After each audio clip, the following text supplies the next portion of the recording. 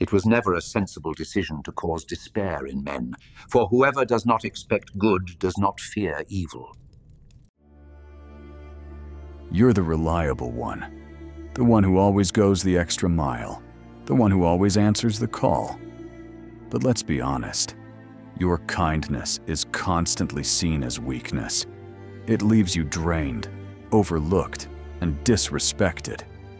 You're told to be patient, to be the bigger person, but that's only taught people that you can be taken for granted.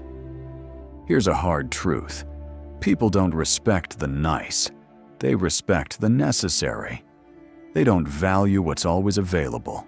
They value what's rare. For far too long, you've been an open resource, a bottomless well where others come to drink, without ever offering a single drop in return. You give your energy, your time, and your loyalty. In exchange, you get silence, excuses, and contempt. This cycle of disrespect doesn't just end on its own. It ends when you decide it ends. This isn't about becoming a heartless monster. It's about mastering the art of emotional discipline, a cold-blooded focus, to build unshakable boundaries and command the respect you've been denied.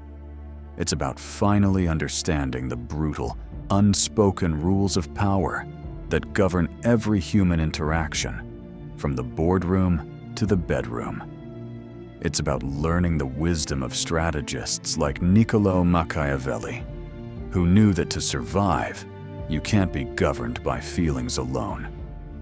The world doesn't run on good intentions. It runs on power. If you're ready to stop being the world's doormat and start becoming untouchable, then stay with me. We're not here to learn how to be liked. We're here to learn how to be respected. The two are rarely the same. Today, you will learn the 7 laws of cold-blooded discipline that will make you unshakable, formidable, and finally, free. Step 1. The first law. Master emotional sovereignty. The first and most important law of becoming untouchable is to achieve emotional sovereignty. This is the bedrock of all power. It's the absolute command over your inner world, the ability to separate your decisions from the chaotic storm of your feelings. It is the art of acting, not just reacting. The average person is a complete slave to their emotions. A flicker of anger sends them into a rage. A single word of criticism ruins their entire week. A moment of fear paralyzes them. Their inner world is a mess, and their life is a perfect reflection of that chaos. To be cold-blooded is to be the calm eye of that storm. It isn't about feeling nothing. It's about refusing to be controlled by what you feel. A strategic mind, the kind Machiavelli wrote about, understands that emotions are data, not directives. They're signals, but you are the commander who decides whether to act.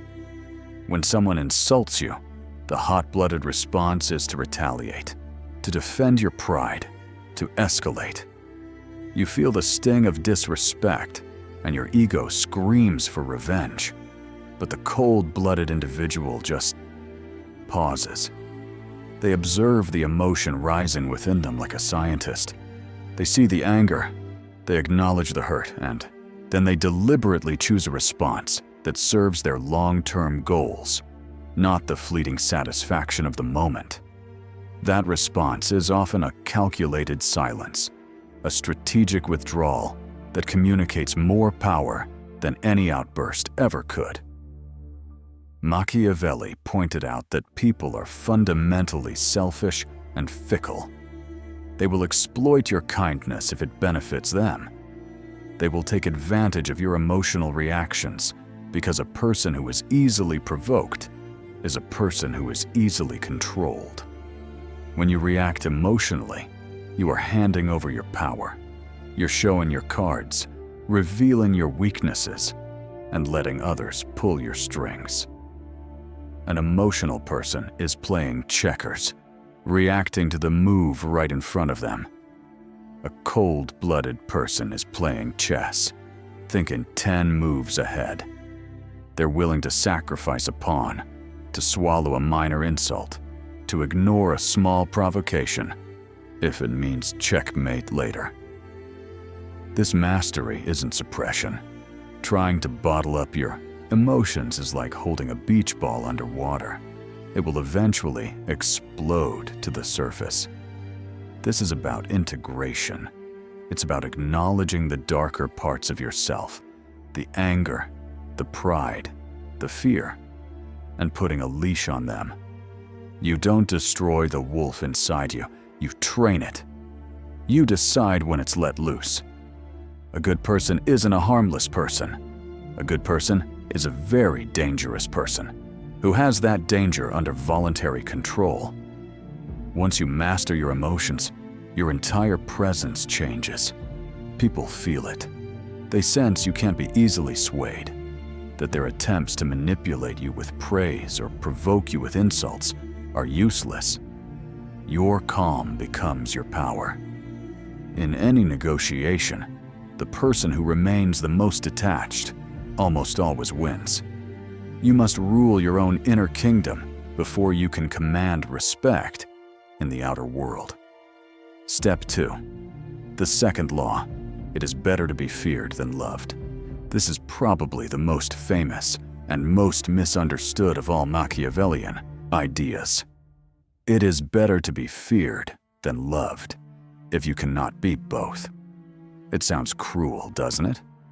But to grasp its power, you have to strip away the sentimentality and look at human nature with cold, pragmatic eyes. Machiavelli wasn't promoting cruelty. He was making an observation about what truly motivates people. Love, in a power dynamic, is a fickle emotion. It's given freely, and it can be taken away just as freely. People love you when you're making them feel good, but that bond is broken at the first opportunity for their own advantage. Fear, however, is a much more stable motivator. Now, fear doesn't mean terror. It means a profound respect for the consequences of crossing you. It's the fear of losing access to you. The fear of what will happen if your boundaries are violated. Think of a nice boss versus a firm boss. The nice boss wants to be loved. They avoid conflict, make exceptions, and forgive repeated mistakes. For a little while, the team loves them. But soon, that love curdles into disrespect. Deadlines become suggestions. The quality of work slips. The team knows there are no real consequences. The boss's kindness has been mistaken for weakness. Now, the firm boss. Their expectations are crystal clear. They can be kind, but they never hesitate to enforce consequences. If you miss a deadline, there's an outcome. The team might not love this boss like a friend, but they fear the consequences of letting them down. They respect the boss's authority. This is the fear Machiavelli speaks of, a fear that maintains order. In your personal life, this is just as critical. You want to be loved, of course, but if that love comes at the cost of your self-respect, it's worthless. When you're the person who always says yes, who always lends money, who always absorbs everyone's emotional baggage, people might say they love you, but what they really love is your utility. They love that you're a resource they can exploit without consequence. 2. Be feared in this context is for others to know there is a line that you will not let them cross. It's for them to understand that your kindness is a choice, not your default setting. They should fear losing your friendship if they betray you. This fear isn't created by threats. It's created by your actions. When someone violates a boundary and you calmly enforce a consequence by creating distance, by saying no, you teach them to fear disrespecting you. Those who genuinely care will adapt. Those who are just using you will call you cold or selfish. And that's how you know you've made the right decision. Step 3. The third law. Injuries must be so severe that vengeance is impossible. This law is the sharp, practical application of enforcing your boundaries. It's about acting with such clarity and finality that the issue is never challenged again. Machiavelli wrote, "If an injury has to be done to a man, it should be so severe that his vengeance need not be feared." This isn't a call for violence. It's a strategic insight into human psychology. It is a warning against half measures. When you're disrespected or betrayed, you have a choice. You can respond with a weak complaint, an empty threat, a temporary silent treatment.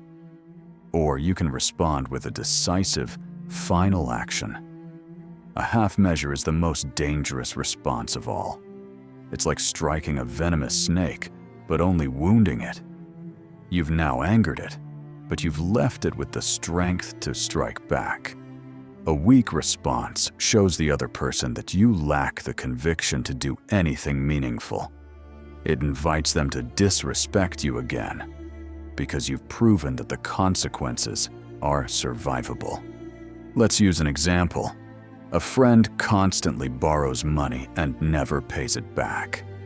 A half measure is sending an angry text, then lending them money again a few weeks later. You've shown you're upset, but your actions taught them your anger is temporary and your resolve is weak. You've invited them to continue the pattern. A severe, decisive action, in the Machiavellian sense, is to cut off the financial line, completely and permanently. You tell them, "For my own well-being, I can no longer lend you money under any circumstances." And then, you hold that line. No matter the story, the answer is always no. The injury here isn't the denial of money. It's the complete and total removal of you as a resource. It's so final that their vengeance, guilt-tripping, anger is pointless. You have crushed the problem, not just wounded it. This applies everywhere. If a colleague steals your work, a half measure is complaining to others. A decisive action is documenting everything and going to your superior, making it impossible for them to continue without severe professional consequences. If a family member constantly criticizes you, a half measure is arguing. A decisive action is stating, "I will not be part of conversations where I'm being judged. If this continues, I will have to see you less." The consequence is severe, the loss of your presence. This takes courage because it feels final. It feels mean. But it's actually a form of profound self-respect. You are ending the childish game of repeated warnings and empty threats. You are ending the cycle of disrespect with a single, clean cut. You are not creating a war. You are ending one before it begins. Step 4. The fourth law, treat your heart as a limited resource. The world romanticizes limitless kindness, but the cold-blooded strategist knows the truth. Your emotional energy, your trust, and your loyalty are finite. They are precious resources, and like any valuable resource, they must be managed, protected, and invested wisely. Treat your heart not as an open, public fountain, but as a guarded, private well. Access is a privilege, not a right. The nice person believes their capacity to give is endless. They offer trust to those who haven't earned it, and loyalty to those who would betray them in a heartbeat. They assume their kindness will eventually be returned. But human nature is driven by self-interest. An endlessly available resource is always devalued. Think about it. A product that's always in stock and always on sale is seen as cheap. The same is true for your affection and attention. When you give it away to everyone, you teach people that it has no value. To be cold-blooded in your relationships means you demand that love be earned and trust be proven. It means you take a hard look at your life. Who is a net drain on your energy? Who takes more than they give? Who respects your boundaries? A cold-blooded approach means divesting from these emotional black holes and reinvesting your energy into yourself and into those who provide a genuine, reciprocal return. This is critical in close relationships. Familiarity without boundaries breeds contempt. When your partner or friend knows you'll always forgive, always be there, and always absorb their bad behavior, your value in their eyes drops. They take you for granted, not because they're evil, but because you've made it easy for them. Emotional independence, on the other hand, creates respect. When you have your own life, your own goals, and a strong sense of self, you become a sovereign entity, not an emotional satellite. Your presence becomes something to be desired, not assumed. When you start operating this way, people will push back. Those who are used to having unlimited access to you will call you cold, distant, or selfish. These accusations are the death cries of their entitlement. They aren't grieving the loss of your love. They are grieving the loss of their control over you. But a person who truly values you will respect your need to protect your energy. And letting go of the others is the most profitable investment you can ever make. Step 5. The fifth law. Embrace the power of absence and scarcity. In a world obsessed with constant availability, one of the most powerful weapons in your arsenal is the strategic use of absence. Power doesn't grow from being ever present. It grows from being selectively scarce. The person who is always there, always answering on the first ring, becomes predictable. And predictability is the enemy of respect. Machiavelli knew that what is rare is seen as valuable. Your time, your attention, and your presence are no different. When you make yourself constantly available, you are subcommunicating that your time isn't valuable and that you have nothing better to do. This subconsciously lowers your status. Embracing the power of absence isn't about playing hard to get. It's a calculated strategy to reclaim your value. First, use silence as a weapon. After a conflict, the urge is to talk it out immediately. Resist this. Create a space of silence. This silence is active, not passive. It forces the other person to sit with the discomfort of their own actions. It makes them wonder what you're thinking. Your silence becomes a vacuum that they feel compelled to fill, often with an apology. Second, become less predictable. If you're always available for a friend's last-minute plans, break the pattern. The next time they call, be genuinely busy with your own life. Don't offer a long, apologetic explanation. A simple, "I can't then, but I'll let you know when I'm free," is all you need. This introduces scarcity. They start to realize that if they want your time, they need to respect it. Third, practice strategic withdrawal. This is powerful when you feel taken for granted in a group or at work. Instead of fighting for attention, just pull back your energy. Contribute less. Offer fewer ideas. Stop being the one who organizes everything. Your absence will create a void. Only when they feel the loss of your contribution will they begin to truly appreciate its value. This is far more effective than any complaint. This is about creating leverage through non-action. You're not chasing. You're not demanding. You're stepping back and allowing the power of your absence to do the work. You are showing others that your presence is a gift, not a guarantee. You stop being a common commodity and become a rare treasure. Section 6. The 6th law. Analyze all relationships through dependency. This is one of the coldest but most clarifying laws of power. To become untouchable, you must learn to look beneath the surface of affection and see the hidden architecture of every relationship. Dependency. The simple truth is this: in any interaction, the person who needs the other less holds the power.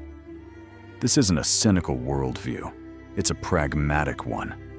Understanding this isn't about exploiting people, but about protecting yourself from being exploited.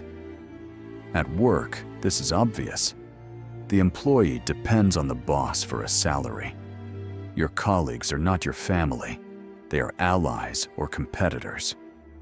To gain power, you must reduce your dependency on any single job by constantly improving your skills and building your network. At the same time, make the organization more dependent on you by becoming so good they can't afford to lose you. The less you need them, and the more they need you, the more power you have. In personal relationships, the dynamic is more subtle, but just as real. In friendships, if you're always the one initiating contact, you are the more dependent party. You need the friendship more. To rebalance this, you must be willing to match their energy. Pull back your investment to an equal level. If they don't step up, you have your answer about the true nature of the friendship. Even in families, dependency is a powerful undercurrent. Financial dependency is a common lever of control. Analyzing these relationships through dependency doesn't mean you stop loving your family. It means you work towards your own financial independence so your decisions are truly your own. It means you set emotional boundaries so that your love isn't used as a tool of manipulation. In romance, this is everything. Neediness is the killer of attraction. The person who constantly seeks validation and fears being alone gives all their power away. The cold-blooded individual cultivates emotional self-sufficiency. They love, but they do not need. They want their partner, but they are not afraid of losing them because they know their own happiness is generated from within. This independence is what makes them so powerfully attractive. Learning to see the world this way is like getting a special pair of glasses that reveal the hidden wiring of society. You stop being confused when people act against you. Your goal is simple. In all areas of your life, strive to be the one who needs less. The more self-reliant you become, the less power anyone has over you. Step 7. The 7th law. Become both the lion and the fox. The final law brings everything together. It's the embodiment of strategic power. Machiavelli famously advised that a leader must be both a lion and a fox. The lion cannot protect himself from traps, and the fox cannot defend himself from wolves. One must therefore be a fox to recognize traps, and a lion to frighten off wolves. This duality is the key to becoming untouchable. To be only the lion is to be pure, brute force. The lion is strong and intimidating. This is the part of you that enforces boundaries without hesitation, the part that delivers the severe injury to disrespect. Without the lion, you're a pushover. You have no teeth. But if you are only a lion, you are predictable and easily outmaneuvered. You'll be seen as aggressive and brutish. Cunning people won't challenge you head-on. They'll set traps. They'll use gossip and manipulation to ensnare you. The lion, in its straightforward rage, walks right into these traps. To be only the fox is to be pure cunning. The fox is sly, observant, and adaptable. It understands social dynamics and spots a trap a mile away. It knows when to be silent and when to use absence as a weapon. Without the fox, you are naive and easily manipulated. But if you are only a fox, you are seen as weak and untrustworthy. You can spot the wolves, but you can't fight them. People won't respect you because they know behind all your clever moves, there is no real strength. The path to being untouchable is the masterful integration of both. You must cultivate the terrifying strength of the lion and the cunning intelligence of the fox. You are the lion when you say no and hold the line. You are the fox when you choose to ignore a minor provocation and let an opponent reveal their own weakness. This duality keeps everyone on their toes. They sense your strength, the lion, so they don't dare attack you directly. But they also sense your intelligence, the fox, so they know trying to trap you is a waste of time. You become an enigma, calm and composed, yet radiating an undeniable power. This is the final form of the cold-blooded master. Formidable, cunning, and completely in control. We've walked a difficult path today, one that cuts against everything we're taught about being nice. We've explored the 7 laws of cold-blooded discipline, mastering emotional sovereignty, knowing that fear is a better motivator than love, delivering final injuries to disrespect, guarding your heart as a resource, embracing absence, analyzing dependency, and becoming both the lion and the fox. Let's be clear, this isn't about becoming a villain. It's not about cruelty. It is about cultivating such profound self-respect that you no longer tolerate the slow poison of disrespect from others. It's about seeing the world as it is, a place governed by power and self-interest, and arming yourself with the tools to command your own destiny. The person who started this video felt drained and overlooked. The person who finishes it is different. You now know that true power is quiet, controlled, and calculating. You know that respect is not given. It is earned and, when necessary, enforced. You know that your energy is your most precious resource, and you will no longer waste it on those who don't deserve it. This journey won't be easy. It will require you to unlearn a lifetime of conditioning. It will require you to disappoint people who have grown comfortable with your compliance. But on the other side of that discomfort lies freedom. The freedom to build a life on your own terms, surrounded by people who respect you, not for your utility, but for your inherent power. You are no longer the doormat. You are the architect. If you're ready to reclaim your power and begin this transformation, affirm your commitment in the comments below by writing, "I am the architect of my own respect." By writing it down, you make a contract with yourself. And if you want to continue mastering this art, subscribe and hit the notification bell. You won't want to miss what's coming next. The world respects strength. It's time to build yours.